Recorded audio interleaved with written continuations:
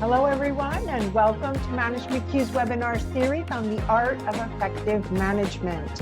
I'm Marisa Stoltzfus, your HROD executive expert, bringing you more than 25 years of experience, and I have the privilege of hosting this webinar series. This week's session is the last in a series of 10 where we provided snapshots of the skills and knowledge required to be an effective manager. Today's topic is about communications mastery, where we'll address barriers and the role communication plays to influence and inspire team members. Another exciting 30 minutes are in play with our guest speaker, Urvashi Patel from Babcock Laboratories. Whether you're leading a small team or an entire organization, communicating with expertise is the lifeline to building effective interactions that yield strong relationships and great performance results. It also eliminates swirl. This series is designed to share bits of knowledge, some tips, and a few tools that will help you navigate the complexities of management so that you can enhance your team's performance and drive organizational success. Our goal is to inspire you and help you nurture a positive workplace culture. We value your insights and questions, so feel free to participate in this session's chat box. And now, here's Dr. Myra Austin, CEO and founder of Management Q's, to walk us through today's management topic and introduce our guest speaker. Dr. Myra? Thank you. Thank you so much. We made it, folks. We made it to the 10th session of this webinar series. Can you believe it? We've enjoyed it. We hope that you have too and have taken a lot of lessons with you. So as usual, we're going to start with compliance. This Management Q's webinar series is intended for informational purposes only and should not be relied upon in reaching a conclusion over an employment area of law. And really what that means is we come across examples, we share our own experiences, we do provide best practices and guidance in these areas. However, if you come across a unique instance in your own experience, something that you're dealing with that closely relates to what we're talking about, make sure to escalate to the right person in your environment, to your HR leader, or to the appropriate counsel that you report to legally to get specific guidance for your situation. Okay, with that said, we're going to go ahead and get into some of what's going on here and what we're bringing to the table. So I have over 2 decades of experience in operations and management, and I am your management champion. I am very passionate about working with managers and the difference that they make in the workforce. And as Marisa often says, you are the drivers. And so we are very excited and enthusiastic when it comes to supporting your success. Marisa has like me, more than 2 decades of experience in HR leadership at the executive level. So she's worked in strategic areas and has supported managers her entire career. And so that's a key person you want to keep in mind throughout this last session and ask your questions. Feel free to link up with both of us on LinkedIn as well. We welcome that community building. So with that said, let's get into our topic for today. So in today's agenda, we're going to provide you with an overview of communication and really what it means in the workforce from a management standpoint when you're effective. We're going to break that down so that it's easy and digestible. And then we're going to talk through some resources. We'll open it up to Q&A. Today, we obviously have a very special guest, and so we'll hear from her story. We'll talk through her insights. And when it comes to communication, what really has stood out for her. And the reason why I think that's so critical in today's session is because we learn from one another a lot faster than we do from books and texts and everything that we're overly saturated with. It's also important to relate to one another as managers, as leaders, as we move through our career and learn that the people who succeed don't succeed because it's easy. Right? There's a reason they succeed, and it's not because they're experiencing something different than you are. We move through things and learn through things and maybe found some ways to navigate things easy in an easier way. So with that said, let's go ahead and get through it. So I wanted to start off with this quote because it stands out so much to me. Good communication is the bridge between confusion and clarity. And that comes to us from Nat Turner, who was an enslaved African American preacher. So The quote stands out to me because it's important to understand what common communication is, or what we perceive to be communication, and what effective communication is, and that there's a difference between both of those concepts. As a manager, we communicate all day long, whether it's verbally, behaviorally, with our facial expressions, right? We send messages all day long. And so when we don't distinguish communication between effective communication, we don't gain that discipline. And so this quote really stood out to me for that reason. It's because we're either building bridges or we're burning them when it comes to communication. So why is effective communication important in management? Here's why. And this is what you have to remember every time communication gets difficult.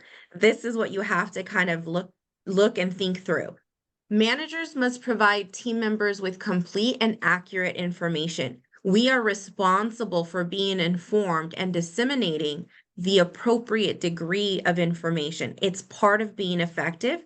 And as in a management role, managers must provide constructive feedback.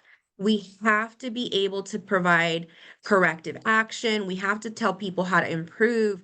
We have to be able to share sad news or hard or difficult news. That's all part of management. Managers must build strong and productive relationships in the workplace. In the workplace, we stand for something as managers, and it can't be to be everybody's friend.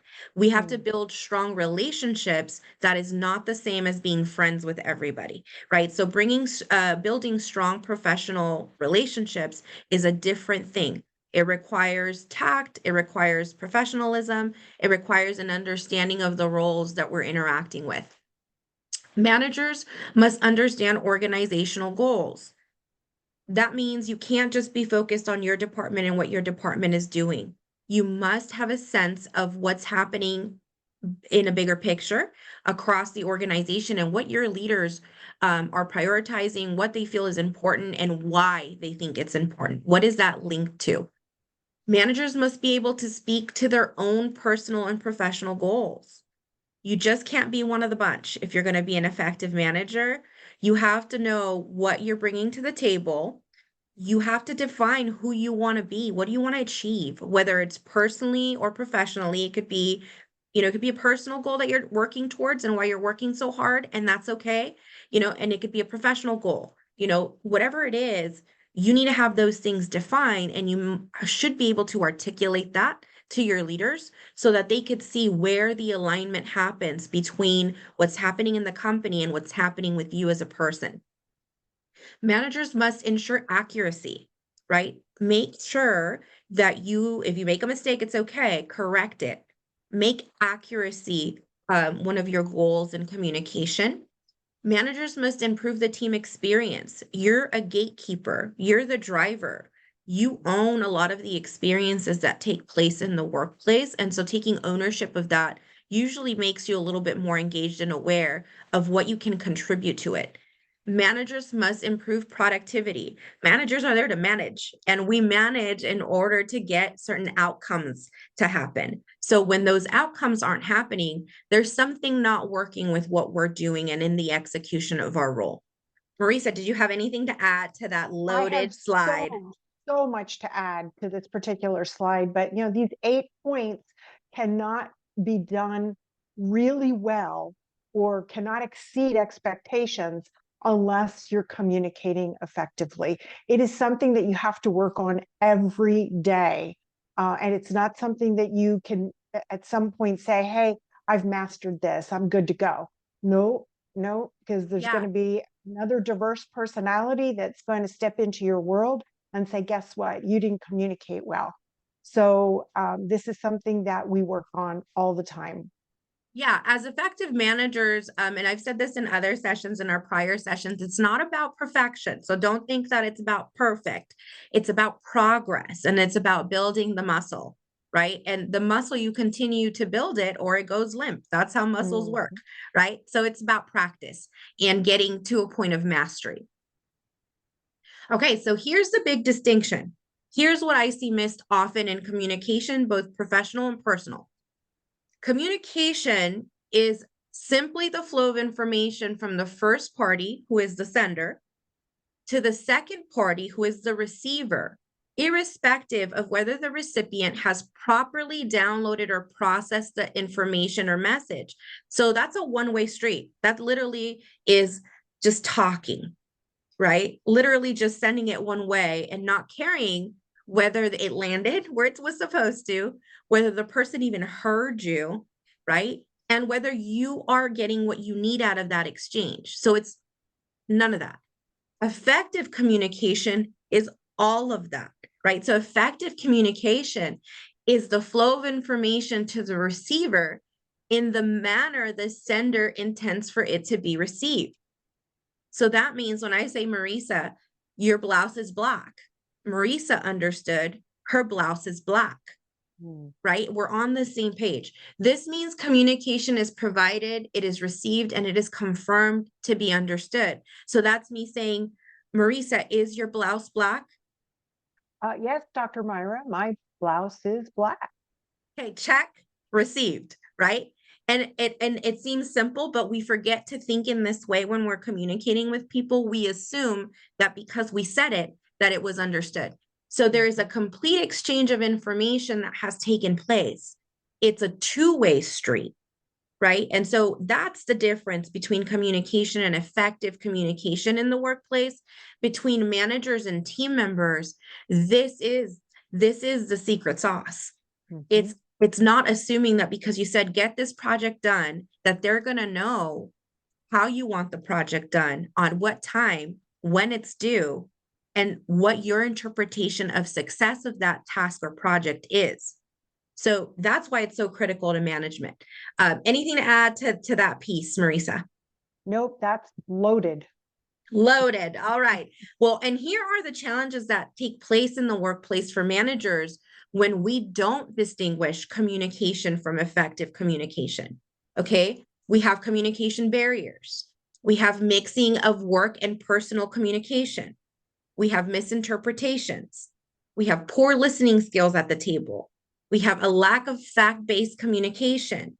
We have failure to provide communication in a timely manner, right? And honestly, it's because we're not understanding each other.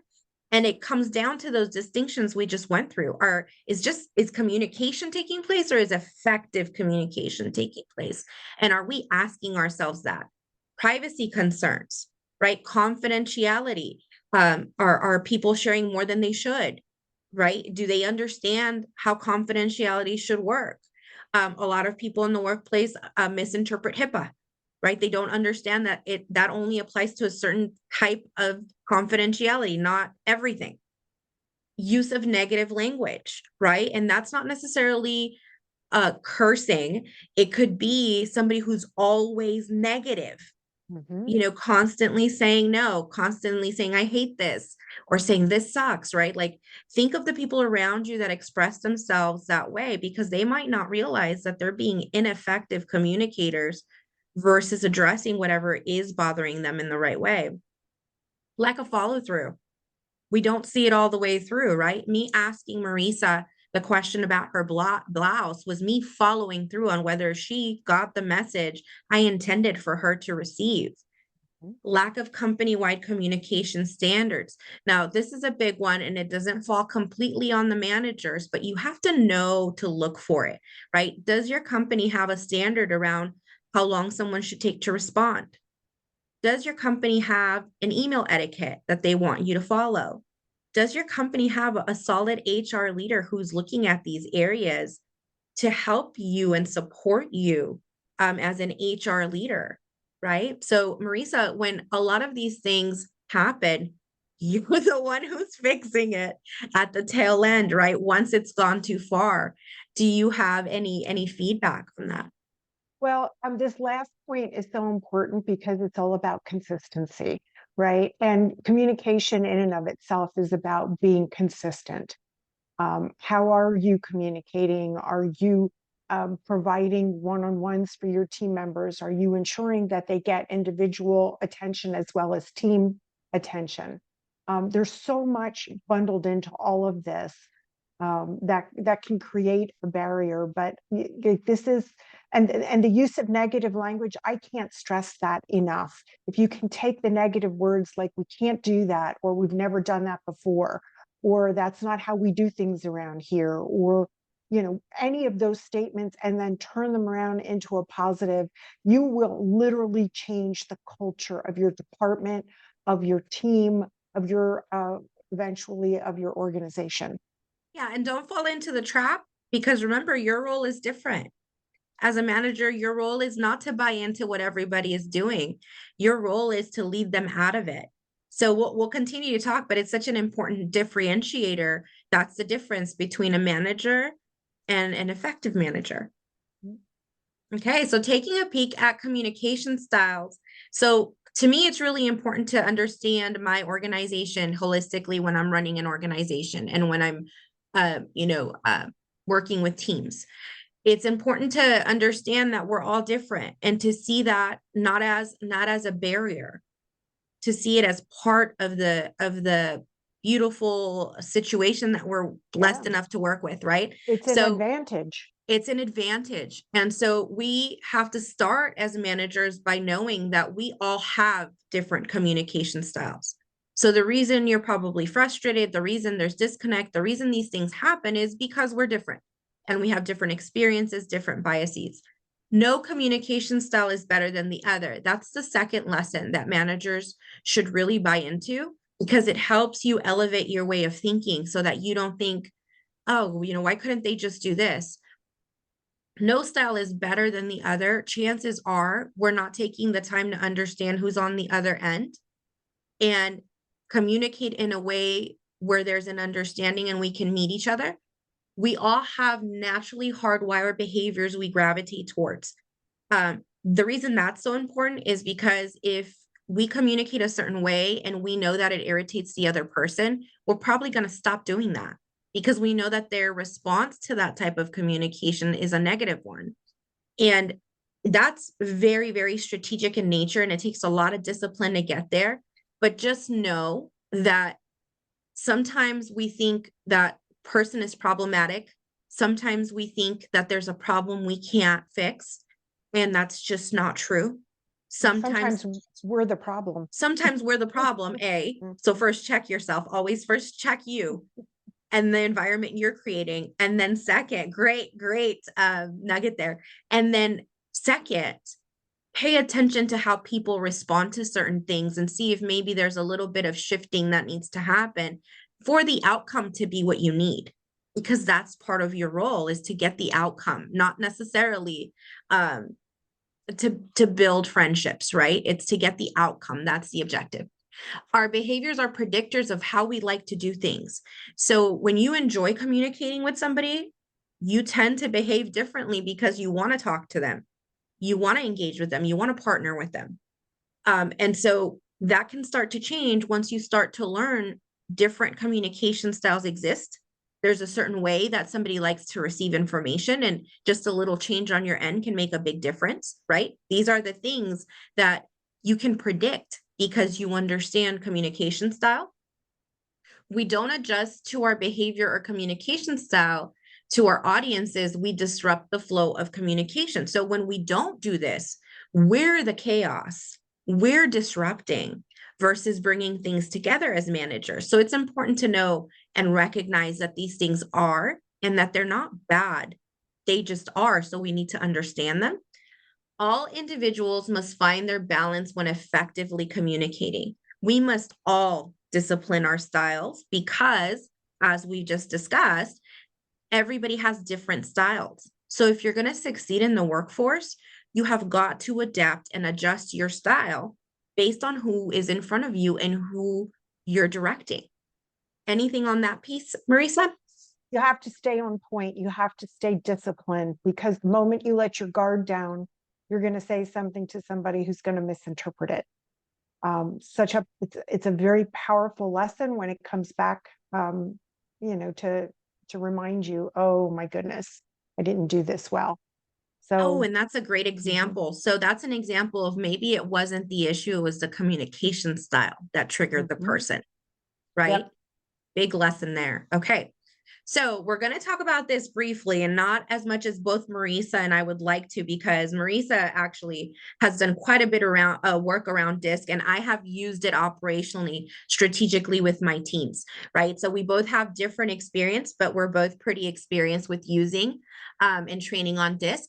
So if you haven't heard of DISC, it's a communication assessment tool, okay? And it's really fabulous, and I really enjoy it because it puts people into different spaces. And so there's a dominance communication style, which is direct, firm, strong-willed, forceful, and results-oriented. There's an influence communication style, which is outgoing, enthusiastic, optimistic, high-spirited, and lively. There's a steadiness style, which is even-tempered, accommodating, patient, humble, and tactful. And there's a conscientious style, which is analytical, reserved, precise, private, and systematic. So these styles encompass how we communicate in the workforce for many people. And you can be in more than one box. You could have percentages around it. So I do encourage managers to take this assessment so they can learn more about their own style and that of the people in front of you. The other thing that I do with the DISC assessment is I take a look at what the majority of the group I'm managing, where do they fall into? Because if I have, if I have 4 out of 5 people who are steadiness and conscientious, so they're a C and an S, I really have to discipline my style, because I know from taking the assessment, I am a very heavy D, which can be a lot for these styles. It could be overpowering, it could be overwhelming. So again, I think that these are the types of tools managers need in order to take it a step further and really know their audience, to communicate effectively in a way where you get buy-in faster, where people want to collaborate with you, where change becomes easier. It all happens through communication. That's the first connection point with people, right? So understanding these areas really gives you a leg up on those types of tasks or initiatives. Marisa, you have done a lot of training around DISC. You've used it as well. Do you have any other pointers for the managers out there? There's so much to cover here. What I would recommend is that managers take a deeper dive using the DISC assessment tool. So if they're interested, that should be a question that we can help them address. Yeah, so if you need tools or if you have any questions about DISC, let us know and we will send it to you. We can email it to you. So feel free to email us about it. But it's totally worth taking. It makes a big difference. So with these types of complex structures behind effective communication, what should a manager do to get started if they feel that they're not quite filling that bucket, right? So start by doing this. Start by identifying your own communication style. Much like Marisa said earlier, start with you. That's where effective communication starts, not with everybody else. It starts with you as a manager. Be honest with yourself about how you prefer to be communicated with. You matter too. So just because you're managing doesn't mean the focus is 100% on outwardly, right? It's not just your team you need to focus on, it's you. And as managers, sometimes we're burnt out. Sometimes we haven't gotten training, right? Sometimes there are environmental things taking place in the workplace that put a strain. And so we don't focus on ourselves. That is the biggest mistake that could ever take place, is for you to forget about you in this process. Because the reality is, the higher, more equipped you are, the easier things become. And that cycle can stop. Without that type of focus, it just never stops. And and that starts affecting other areas of your life. So you want to identify what doesn't work with your style. What do you not like? And this is something, if you take it a step further, that you actually implement with your leaders, the people that you report to, once you've done it with your team, right? And you let them know and you learn their preferences too, as part of managing up, so that part of communication becomes more effective. You want to learn more about the communication styles, strengths and weaknesses. So every single style, like we talked about, has strengths and weaknesses. So you want to know what yours are, and you want to know what those of your team members are, so you can, play to those areas. Buy into the idea that your communication style does not limit what you can accomplish. The reason why that's so important, and you have to believe it, right? So it may not happen right this moment, but I want to share this with you. I've come across a lot of people who have said, I can't do that. Or I'm not a great speaker, or I could never talk like that. And that's not true. The communication style is not a limiting factor.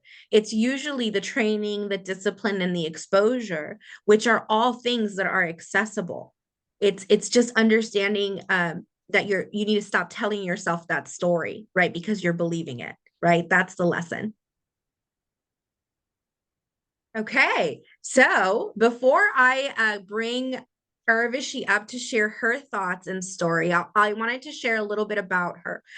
Both Marisa and I have partnered with her at the Babcock's laboratory environment.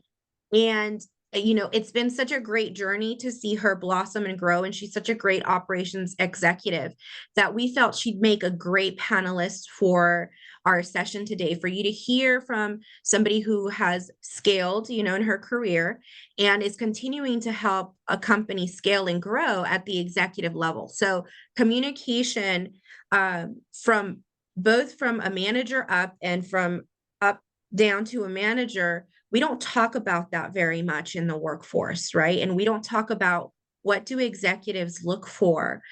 As managers, we may not have the courage sometimes to ask, how do you want me to communicate? Right. So because of those reasons, we felt it was really great to bring somebody like Urvashi to the table to share and tell you as an executive, what does she seek or what does she look for when it comes to communication insights from her team, and what has she learned in her own personal journey as she's navigated her career. So with that said, Marisa, anything you'd like to say before I bring Urvashi up? No, bring her out. Let's bring her out. Okay, hold on one second. Let me go ahead and I'm going to go ahead and unmute you, Urvashi, and I'm going to move you to promote you to panelists. Okay, so you should see some changes on your end in a minute. Here we go, folks. The Zoom world, I tell you. Okay. Okay, and it looks like there she is. You can go ahead and unmute, and you can turn your camera on now. Right. 1 second. You're doing it. You're perfectly fine. I know this is a new experience for many of our panelists, so give us a few seconds while we get this going. Okay. Oh, there it goes. Okay. It does not allow me to start my video. It says you cannot start your video because the host Okay. stopped it. Okay, let me go ahead and see if I could change that on my end. So, See. Dr. Myra, while you're getting Urvashi set up, let's just take a look at the questions, because this is the framework that we're hoping Urvashi will help us understand from her vantage point, right? So, Urvashi, what are the common communication barriers that you've seen, that you've observed in your career and with your team, and how can managers overcome these obstacles? Well, first of all, thank you, Dr. Myra and Marisa, for having me. So some communication barriers I've experienced are some that you just mentioned, which are when others have poor listening skills, lack of feedback, lack of clarity on expectations is a big one, lack of understanding, no collaboration or a safe environment to voice ideas, and lack of recognition. Fear is another barrier, which can really hold employees back on their growth in their growth and cause disengagement as well. For me, a great way to overcome these barriers to ensure we have clear and effective communication is taking place is by exercising psychological safety in the work environment. Set the stage in which managers can build trust with you, where they feel heard and seen, where they have space that allows them to be innovative and cultivate a growth mindset. Instead of seeing mistakes and failures as a negative thing, psychological safety creates a growth mindset where managers view mistakes and challenges as valuable learning lessons. We should also celebrate the wins and, have achievements recognized in a team setting. Most importantly, a psychological safe environment allows managers to ask questions to bring clarity so they can be successful. That's been the biggest barrier, is not having managers ask questions to get clarity to be successful. Oh, that's so great. So for our folks out there, you're hearing it from somebody who's a VP of operations, right? She's an executive out there. She's saying, ask more questions, managers. Right. And this is not obviously just for everybody she's working with, but in general, I can tell you that as an executive and an operator as well, we want more questions. The absence of questions is actually a red flag for me, if I'm being honest. And I don't know if it's the same for you, Urvashi, but you know, when you set something out and there are no questions, similar to a job interview, when there are no questions, that is a red flag, because the wheels aren't turning and you're not thinking of your barriers and you're not thinking about what could potentially be a shortage in resource or why you can or cannot get something done. So it is important to ask questions. So the second question that we have for Urvashi today is, what role do you think that mastering communication really plays in just management effectiveness and from an influence standpoint, right? How do you think that the lack of effective communication impacts people in the workforce? Well, communication mastery allows leaders to clearly define their vision for the company, whether it's the company goals or department goals, in a strategic way that inspires and empowers the people around them. Effective communication encourages collaboration, buy-in for the company vision, where employees feel that they are part of the bigger picture. They feel invested. They play a crucial role in the success of a business. By listening actively, you ask the right questions to understand your team, so you can help provide the guidance based on individuals, as no two people are alike. And as you mentioned, the communication styles for people can vary as well. So you need to get to know your team.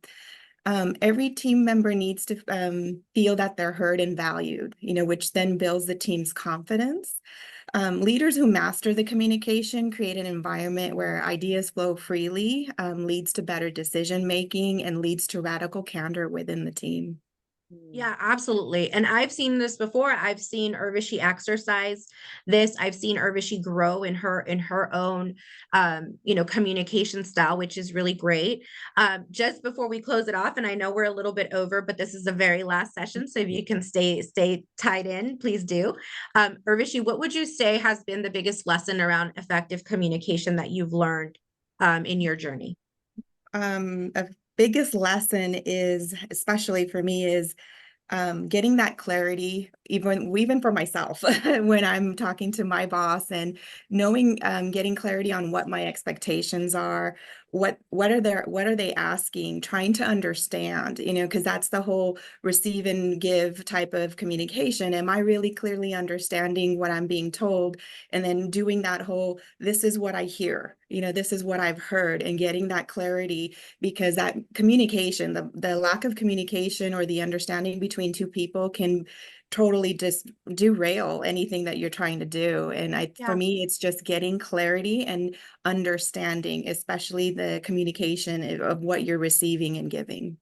Yeah, great. Thank you. Yes. And so for our managers out there, clarity. So even if you could just have one takeaway today from our last session and our insights from Urvashi, it's, if you're not clear, do something about that part, right? Like if everything else seems complex, start with, am I clear right now?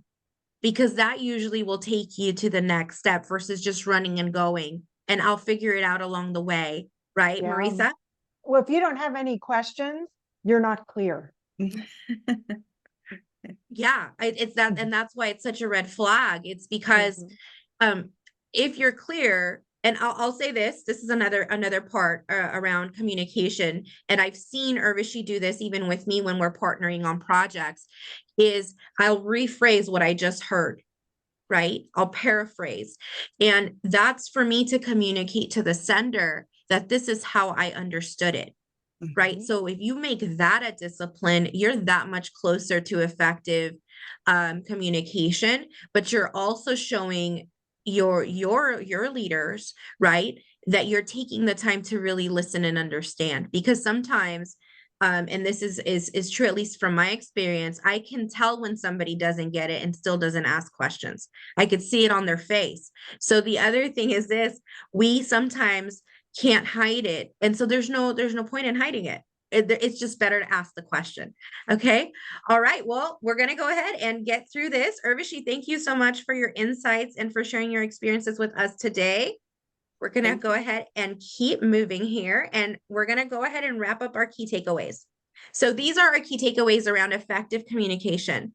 There is a difference between communication and effective communication. Effective communication is critical to management success. You're not going to be able to succeed in management without it. All people have different communication styles. They're not good, they're not bad, they're just different, and they exist. We cannot hide from them, okay? No communication style is better than the other. Every communication style can be a speaker. Every communication style can be a leader. Every communication style can be an effective manager, okay? So if you have any ideas around your communication style being limiting, just take that right outside your head, because it's just not true.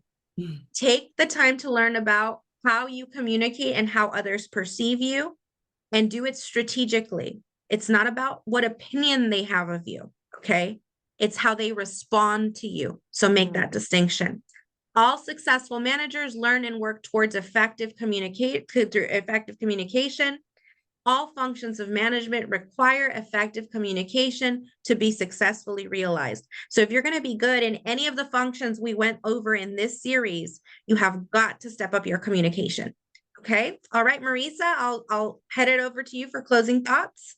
Sure. Well, as we conclude today's session, I certainly encourage you to take the insights you've gained through this series and the previous sessions and apply them to your professional journey. The recording of this webinar and the deck will be emailed to all participants, and we ask you to stay involved and join us. We have a few events upcoming.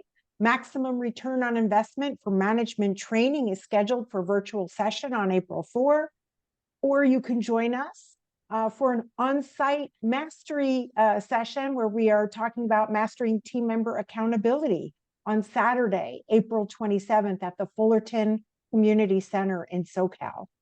Additional resources are available to you, including information about these events, management planners, and other tools to support your development. And that can be found, those tools can be found on the website at managementcues.org.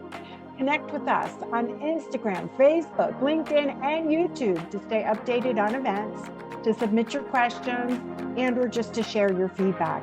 Thank you for being part of the Art of Effective Management series. We look forward to seeing you soon. Bye.